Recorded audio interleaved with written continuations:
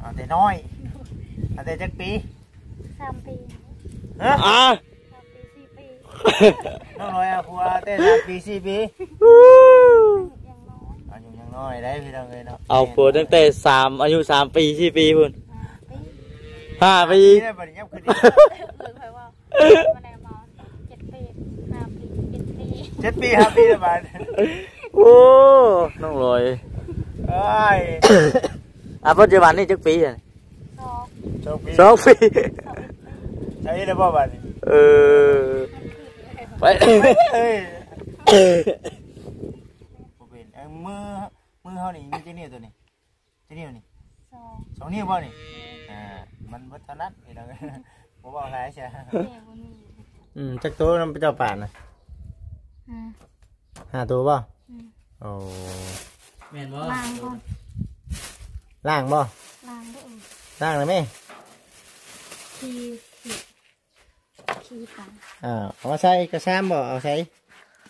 ให้น้องลอยจัดการเองเลยพี่น้องเนาะครั้งแล้วมีน้ำมีในมีเฮือนมีชาติไหนได้น้องลอย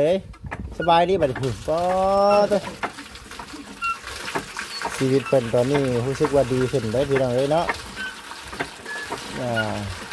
มีบอลผักบอลเศร้าคือเขาท่า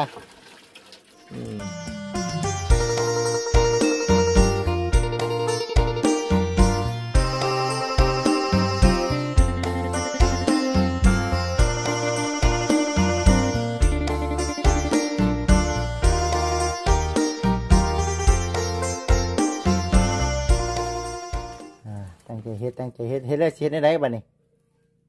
ตากไว้ตากแดดบ่โอ้ก็เดียวใช้ตู้เย็นบ่มีตู้เย็นบ่มีตู้เย็นบ่โอ้มีแต่ตู้ฮ้อนติมีแต่ตู้ฮ้อนเอาเด้เนาะตากไปนะโอ้บนเครื่องปลูกคงพังเพิ่นเนาะนี่เนาะโอ้ชวนเจ้าบ่นี่ตัวใหญ่ๆได้ฮะเอาเจ้าคือเฮ็ดใหญ่แบบนี้นี่บ่ปลูกเองบ่พักนี่โอ้พี่น้องเลยเนาะยันว่าผัวเป็นคนปลูกเนี่ยผัวเป็นคนปลูกคือบ่ให้ผัวปลูกว่ะเป็นยังยังบ่ได้กินเป็นยังคือว่ายังบ่ได้กินมันบ่เป็นเฮ้ยพี่น้องเนาะเอาเฮ็ดไปเอาให้เราคั่วปลาก่อนพี่น้องเอ้ยเนาะบ่ได้มาหาเพิ่นแต่เฮิงเลยจังมื้อได้ข่อยบ่ได้มาหานี่เพิ่งเติบแล้วฮอดแล้วบ่เดือนโอ้อยากให้มาอีบ่นี่ให้มาให้เรามายังมื้อเช้านี่มาเด่นบ่โอ้โหเอาแบบนี้เลยบ่บ่ใช่ล้างน้ำล้างตอกนี่บ่ล้างได้ติล้างได้คือระวังก้างมันปักมือได้เนาะเก่งเฮ็ดเป็นเลยนี่เนาะเฮ็ดเป็นเลยสลอยนี่ต้องลอยนี่ตัว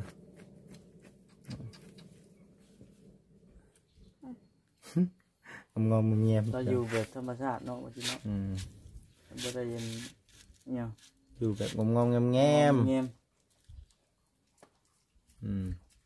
ม่วนอยู่บ่นี่อยู่ไปนี่บ่ได้ม่วนแล้วบ่ได้ม่วนแล้วอันนั้นใจเจ้าอยากอยู่ไปได้ลิ้นแล้วโอ้ยอยากไปลิ้นเท่น่ะลูกบัวก็มีเบิดแหละลิ้นไปลิ้นไปได้ไปเบิ่งหนังนี่อ๋อไปเบิ่งหนังบ่ได้ผัวเจ้าบ่ให้เผาเฮือนบ่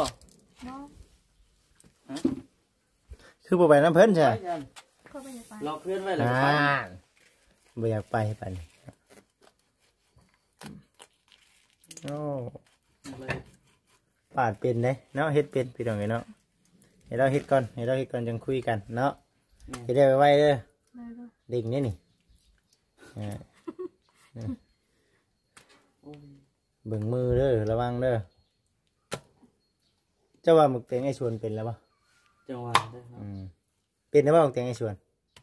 หมึกแตงอ่ะเห็นแล้วเราขายอยู่ป่ะไม่เกิดจะขึ้นวิทย์คุมมันก็ไม่ให้นะคุมเบี้ยโคตรคุมแตงพวกนี้ต้องลอยก็บุคุดเลิศเนี่ยเดี๋ยวสีเล็กเลยคุดพอดีเพียงโคเนี่ย ผู้คอได้ขุด ไม่ต้องใส่อันข้างเลย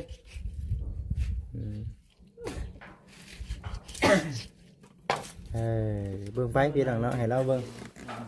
คักเนาะเฮือนกว้างเฮือนนั่นนี่ดิบัดนี้น้องลอยเอ้ยคักกะดีเฮือนนี่ตัวฟันยังเมื่อคืนนี่น้องลอย บริพันธ์ยัง บอกได้ยังสิออกจัง บุ เอาแล้วเนาะ พูดถ้ามาเล่น ผู้ชับเนาะบอกในกูว่าพอสิได้ซื้อข้าวซื้อน้ำมาให้กินนี่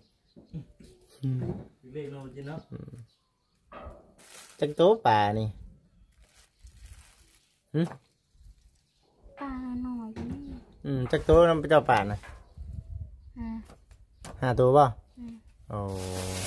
แม่นบ่ ล้างก่อน ล่างบ่ ล้างได้ ล่างเลยไหม ขี้ปลา เอามาใส่กระชามบ่เอาใส่ให้น้องลอยคนจัดการเองเลยพี่น้องเนาะคักแล้วมีน้ำมีในมีเฮือนมีชาติไหนได้น้องลอยเอ้ยสบายดีบัดนี้ก็ตัวชีวิตเป็นตอนนี้รู้สึกว่าดีขึ้นได้พี่น้องเลยเนาะมีบอลผักบอลเศร้าคือเขาท่าเอาให้เพิ่นเฮ็ดพี่น้องให้เพิ่นเฮ็ดไปเรื่อยเช่ เบิ่งไป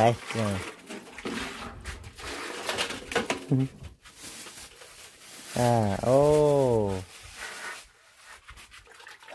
เด้อไอ้บุญกึ่งแล้วเฮ็ดหยังซุมื้อนี่ ปาดไหม ปาดไม้บ่ ปาดมา อ๋อปาดไม้ปาดตอก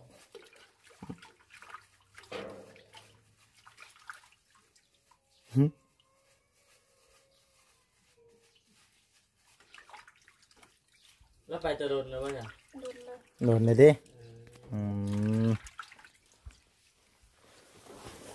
ครับอยู่ใช้จะเช็ดยังไงเนี่ยตากแดดอยู่ใส่ก็ ที่เท่านะ โอ้สิไปตากอยู่เทิงพุ่นบาดนี่เอาเบิ่งไปเอาเฮ็ดไปเจ้าเฮ็ดไปเบิ่งไปพี่น้องเอ้ยสิแลนี่อยู่คนเดียวมีลูกก็คือบ่มีลูกแล้วอันนี้อยู่ไปงอมๆแงมๆเฮือนครัวเราน่ะเฮ็ดแบบนี้เนาะโอ้คักเด้อเฮ็ดเองบ่หรือว่าจังไดนี่โอ้คือเขาทาอยู่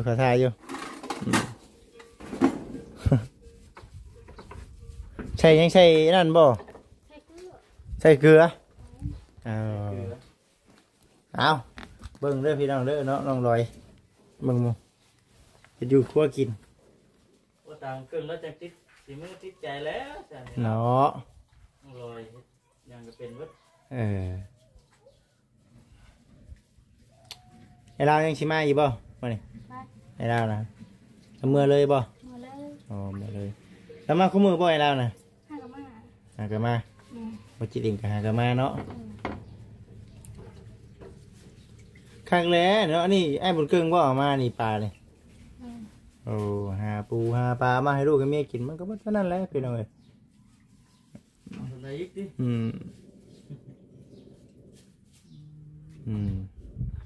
เห็ดเงินไฟเห็ดเองใจพี่น้อง อันนี้เฮ็ดเองแม่นบ่โอ้ตัวฉันบ่มีบอนหนึ่งข้าวหนึ่งน้ำได้เนาะ ไม่ ข้าวทาเฮ็ดเป็ดเนาะ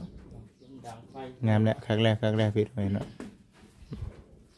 เฮ็ดได้เนาะบัดนี้พุ่นบิแบงออกคักใส่เกลือปลาแดกเป็นนัวใส่บ่ปลาแดกนี่ ใส่เกลือแล้ว เป็นนัวดิ ใส่มัด ประเด็กดิ ปลาเด็กบริใส่ หมกพริกดิ ไม่ได้ใช่ โอ้เฮ็ดเป็ดเลยพี่น้องเนาะเป็นได้ข่อยลูกชองพอแห้งแล้วว่าซั่น เนาะ สิกินบ่เป็นเนาะว่าซั่นแม่นความเราอีกพี่น้องเอ้ย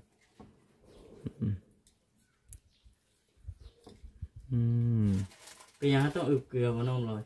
เกลือแล้ว เป็นยังคืออึบ ให้ ให้มันแช่บป่ะ แซ่บ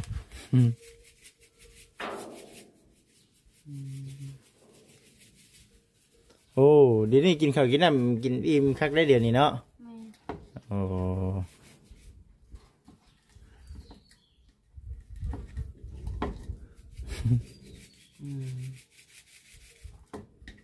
เอาเฮ็ดไป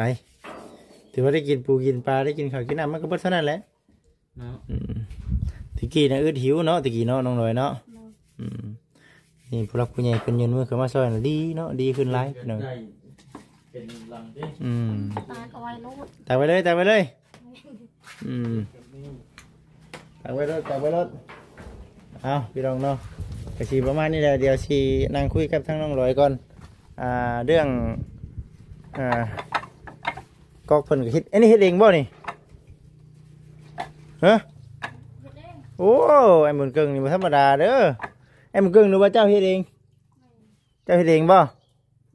ผัวข่อยนี่แล้วเฮ็ดให้เนาะโอ้มีกกบักม่วงอีกได้เข้าท่าพอดีเลยสิไปเยี่ยมมันไอ้สวนเลยเนาะเยี่ยมสวนกับเมื่อเลยแหละโอ้เฮือนเพิ่นนี่ได้พี่น้องมีฮอดหลังคาหัวบันไดเนาะอันนี้เฮ็ดเองบ่นี่กะโอ้ว่าเฮ็ดเองนะจ้างเหรอจ้างเคยเจ้าโอ้คักแล้วพี่น้องเนาะใหญ่ซ้ำนี่ไปได้น้องหน่อยเอ้ยมือป้าได้เด้อเฝ้าก่อนพอหยอกเราสิดอกพี่น้องเนาะพอได้รถ2 คันพู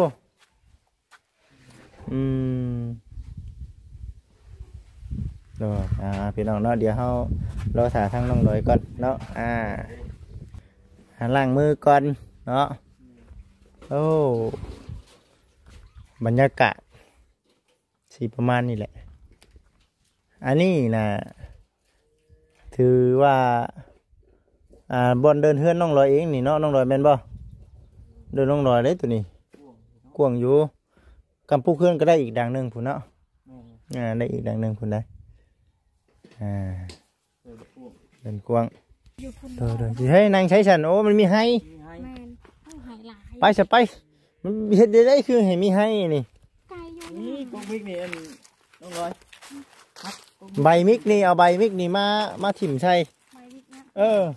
มีมัดมีให้นี่มันปุ๊บไปเลยเลย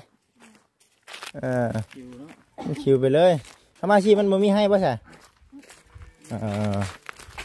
โอ้พูนคอยคิดว่าลูกสาวเล่าสิหรอกบอกคือว่าลูกสาวของน้องเพื่อนนี่น่าว่ะโอ้นั่งเจ๋งบ่เจ๋งนะว่าเอาดูกัน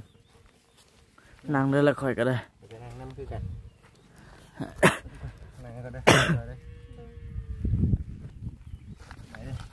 เมื่อยบ่นี่บ่เมื่อยเนาะเด้อข้าวเหนียวยังไรบ่เอามาที่ใช่หลาย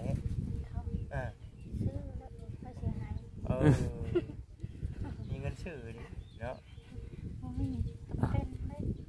มีจะเอามาใช้แบบนี้มีจำเป็นที่แม่พี่น้องเนาะมาหาน้องลอยมานี่ก็ได้คือว่าสุขภาพร่างกายเราเป็นยังไงตอนนี้ดีขึ้นหรือเปล่าดีขึ้นเลยมันสิมาเป็นช่วงใดยังเป็นอยู่บ่ช่วงอาการจะเป็นเลยแต่กินยานั้นเจ้ากินยาแล้วไม่ได้เป็นเลยแต่กินยาเวียดวายหายถึกเลยกินยาเวียดแม่ถึกเลยโอ้ไม่ได้เป็นเลยแต่ข้าวตะกี้น่ะไม่ได้กินยาตะกี้นี่ไม่ได้กินธรรมดากินยาธรรมดากินยาธรรมดาไปซื้อเอาอยู่เมืองธรรมดาซื้ออยู่แถวนี้เลยไม่ชุดเดือดไลน์ดาวนี่ละเฮาอันนั้นยาละเฮาจ้ะชุดหนึ่งเท่าไรชุดหนึ่งเพลงบ่ชุดหนึ่ง50ชุดหนึ่ง50ยาตัวนี้ธรรมดาอยู่ใช่เนาะคือแบบเพลงสิเนาะ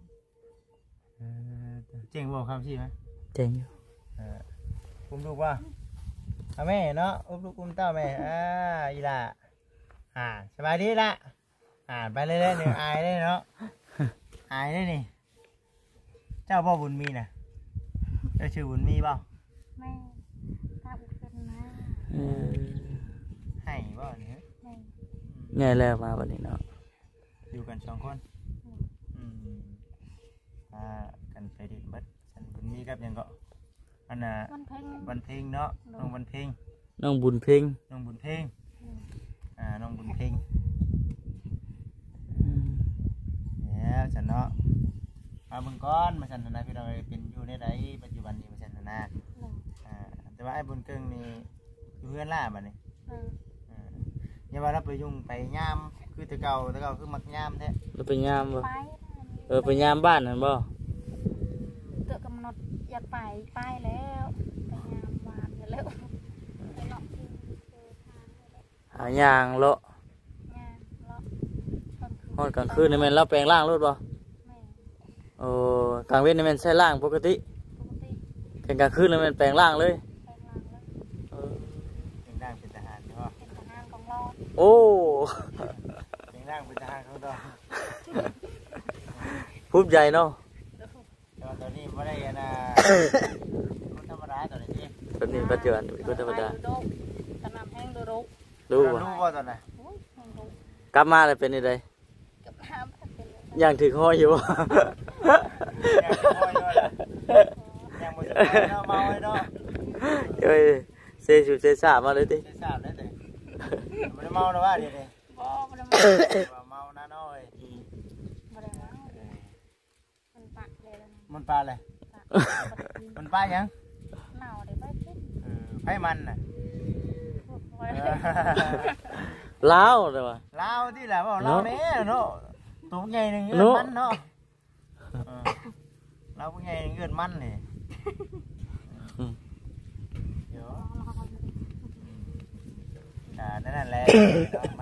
มาเล่นนั่นแหละพี่น้องมันนี่มันมีอย่างนี้น้องหน่อยเลย มีกระยาเนาะมีกระยา มียา มาเยี่ยม ยามาบ่ บ่ยามา มีกยาเนาะมีจังมาเยี่ยมยามกันเนาะมาเยี่ยมยามกันแข่งกันนั่นแหละพี่น้องดีแล้วมาคิดมาเห็นกัน เขา ที่ ได้ว่าได้ไปมีว่า ไม่ว่า บ่ได้ถามบ่ ได้ทาง ไปมากคดีใจเนาะ บ่มาที่บ่ดีใจ บ่มาเป็นบ่ดีใจได้ เพ เนาะ ราะว่าหายบ่ดีใจ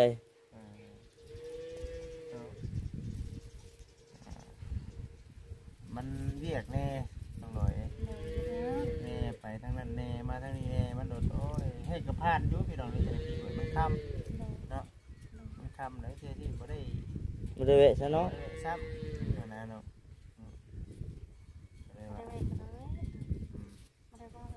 มาได้ไปได้บ่เห็นไหมเอานี่เนาะเอานี่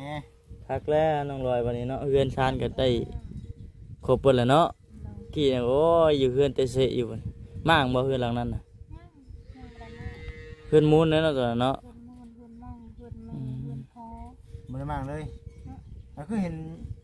ปั๊บเตงนะเตงยังก่อนน่ะ เต็งดอง แตงดองแตงดง จะเฮือนอะไร เพื่อนแห่งไปมา คือเอาใส่พุงใส่ผ้าได้เป็นบ่ ใช่แล้วคนอยู่ค่ะ คือใส่ผ้า ใครอยู่หั่น ซีบ่เนี่ย ลูกคอย ลุง คอยอยู่ เพื่อนซีเด้อคือใส่ผ้า อึดสิบู๊แต่มันคนใส่บริการ เพื่อนซีล่มไหนใส่ผ้าใหม่อยู่ อืม ใส่ใหม่แล้วมั้ง เยอะมากนะเป็นใส่ผ้าใหม่เลยมันสีผ้าตัวใหม่ได้ลงรวมกันเนาะ แม่นั่นแหละเอาเหยาะอยู่หั่นเลยติ มีได้นอนเฮือนใหม่ ไม่ได้เจอ รู้สึกได้ได ผ่าน อุ่นอยู่วะ อุ่นอยู่ อุ่นอยู่เนาะฝนตกเลยใช่ ตกเหลวเลยเปียก ไม่ได้เปียกหรอกเนาะฝนตกแต่ไม่ได้เปียกหรอกโอเคได้ค่ะก็เฮือนมันงามเนาะ เบิดเท่านี้แหละ เรื่องใหม่เรื่องตอกพี่น้องเลยมันตัวนี้แหละผมครับ งามเอือนต่อเด็กงาม ฮะ เอือนของ เป็นอันนั้นแดงนะ จะเห็นเลยบ่ ไม่เคยเห็นกับปลากับปลาลาว โอ้ ปลาให้แล้วนี่เขาไปหึง เฮือนแบบไหนมันเป็นคือเฮือนเจ้านี่บ่ เนาะมันไม่ แล้วก็เทิกเอาอันนี้ เพื่อนอันนั้นพี่น้องเพื่อน เป็นน้องแดง เพื่อนแดง แม่นเอ้ยบ่ พี่แดงเจ้าเนาะผู้ที่ว่าถือผัวตีนี่ เออ แล้วนะ พุ่นเนาะ แม่นแม่นล่ะ โมเมนต์พวกนั้นพุ่นน่ะเอ้ยกกแล้วน่ะ อันนั้นหัน พุ่น พอ นี่ ได้ มีไรหรอ อันนั้นน่ะพรวิไลผู้นี่ พร ผู้อยู่ใกล้อันลูก นี่ คน4คน บ้านปากกล้วยนี่เลยบ้านปากกล้วยวันไหนหนึ่งนี่จักบ่เจ้าก็เคยกับไปถ่ายอยู่กับบ่เซน นั่นนะ เออ โอ้โดนพูดแล้วพูดแล้ว เออ ทางเนาะ หนึ่ง แดงบ่สิเพิ่น น้องแดงชื่อเพิ่น นางได้ นางแดง นางแดง เอ้ย ผู้นี้น่ะเอ้ยกกแล้วน่ะ ชื่อก็ก็ พรวิไล พรวิไล พรวิไล เออ พรวิไล เปิดตีเพิ่นน่ะ ตี น้องแดงน้องลอย เจ้าก็เห็นบ่ เพิ่น เอาหยังตี ตอนนั้นอยู่ใช่เจ้าอยู่ใช่ ตอนนั้นมันเกือบตาย อยู่ใช่ตอน ก็อยู่เพื่อนตัวเขา เอาผัวได้จ้ะ เอาแต่น้อย เอาแต่น้อยเอาแต่จักปี 3 ปี ฮะ 3 ปี 4 ปี น้องลอยเอาผัวแต่3 ปี 4 ปี ยังน้อย อายุยังน้อยได้พี่น้องเลยเนาะ เอาผัวตั้งแต่อายุ3 ปี4 ปีพุ่น 5 ปี 5 ปี ได้บัดนี้ขึ้น เลยใครว่ามาแล้วมา7 ปี 5 ปี 7 ปี 7 ปี5 ปีแล้วบัด โอ้น้องลอย เอ้ย ปัจจุบันนี่จักปีอ่ะ 2 2 ปี 2 ปี ใช่แล้วบ่บัดนี้ เอ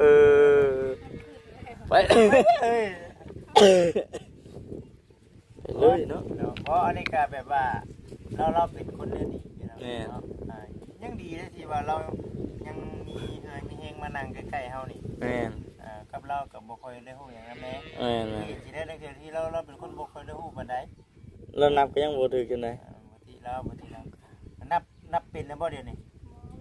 บ่เป็นมือเฮานี่มีจักนิ้วตัวนี้จักนิ้วนี่ 2 2 นิ้วบ่นี่มันบ่ถนัดนี่ดอกบ่เว้าหลายใช่ เด็กวันนี้ บนมีจังนิ้วนี่บนมี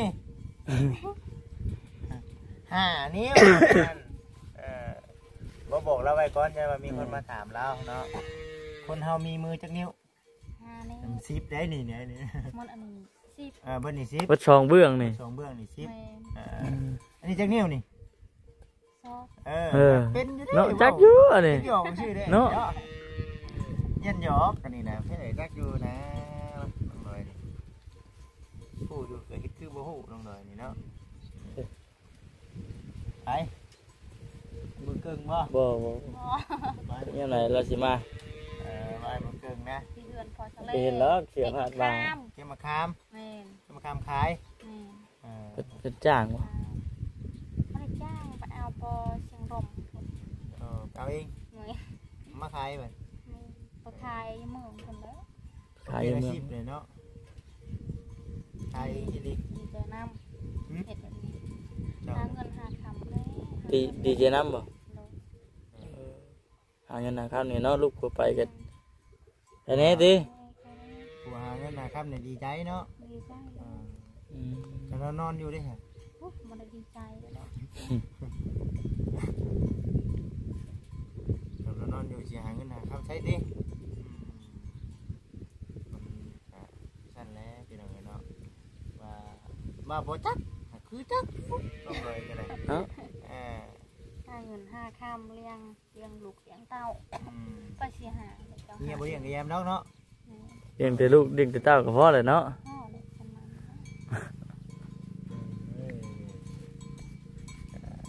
นั้น นั่นแหละพี่น้องเนาะมาหาเราแล้วก็ค่อยว่ากันนั่นแหละเฮ้ยเนาะค่อยบอกกันหาเอาเฮ้ยเอ้ยเฮ็ดเอาเนาะคุณไม่คิดรอใครแน่ยามนี้ว่าฉันนะ คุณเจอยามเล่ง ยา เนาะ มนี้รอ อ้าว บ่มียามนี้บ่มียามนี้บ่มีคิดรอบ่ยอกก็ชื่อเจ้าก็ไปล้ำเลยเจ้าก็ได้ ยังหลายเลยติ บ่มี ไม่เคยคุณจิโร่ยามเล่งบ่ ยามนี้บ่มีดอกกิโลเนาะ ยังน้อยก็เห็น นี่บ่ตรงนี้หน่อยนึงสิ คนเจ้าทุก จ้าเลย ตุจ้าเลยมันเคยตุจ้าได้เนาะกิน ขนมปกติเรากินขนมได้อยู่ป่ะ ได้ธรรมดาแล้ว เอาเงินไทยเพิ่นก็ได้ซื้อกระต้มขนมพี่น้องเลยเนาะก็ได้กินนะบ่ได้มีแนวต้อนแน่เพราะว่าผู้ตั้งใจเนาะตั้งใจโอ้ยอยู่จักในรถเห็นอยู่เนาะเดี๋ยวบัญชีนั่นเดี๋ยวชิเมอร์ย่างไปเอาเนาะ แม่น สิย่างไปเอาติดรถได้อยู่กะฉันแหละน้องน้อยเอ้ยดีใจน้ำคอยบอกกันเนาะคอยบอกกัน คอยบอกเลยผู้ปกครองเอง บินหูมันโลด บินหูเราโลดก็บอกฟังเจ้าจะกินร้ายเรานั่นเจ้า พอแล้วมันบ่ได้กิน บ่ได้กินน้ำมันนี่นะ ชื่อปิงนัว ชื่อเป็นนัว เกลือ ชื่อเกลือชื่อพริก ชื่อเกลือชื่อเป็นนัวชื่อหมกพริกเฮ้ยเนาะ จ่ายแบบนั้นแล้ว ใช้ใจไปนั่นเลยเนาะ โยดเนาะกินคู่มือได้ตัวนี้ กินขนม กินคู่คาบเข่าเนาะ ไปใส่ไป ซื้อขนมให้เล็กน้อยที่ ไปเอาขนมไป พูดแล้ว เจ้าได้ไปเอาขนมรถไปแล้วก็เขาก็จะได้เมื่อเลยเนาะบ่ครับ แม่น โอ้ย3 โมงแล้วนี่เนาะ ลงไปมากๆคือฝนสิตก คึมมา ลงไปมากๆคือฝนสิตก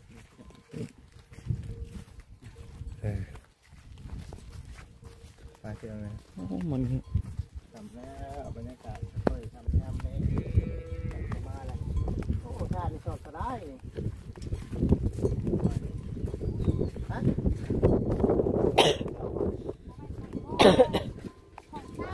ของช่างเจ้าคือบ่เฮ็ดบ่ คอยบ่ได้เฮ็ด คือบ่หาเฮ็ดเลย ปีหน้าเขาคือเฮ็ด เฮ้ยตั้งใจไว้เฮ็ดปีหน้าบ่ตั้งใจไว้เฮ็ดปีหน้าปีนี้บ่เฮ็ดดอกปีนติ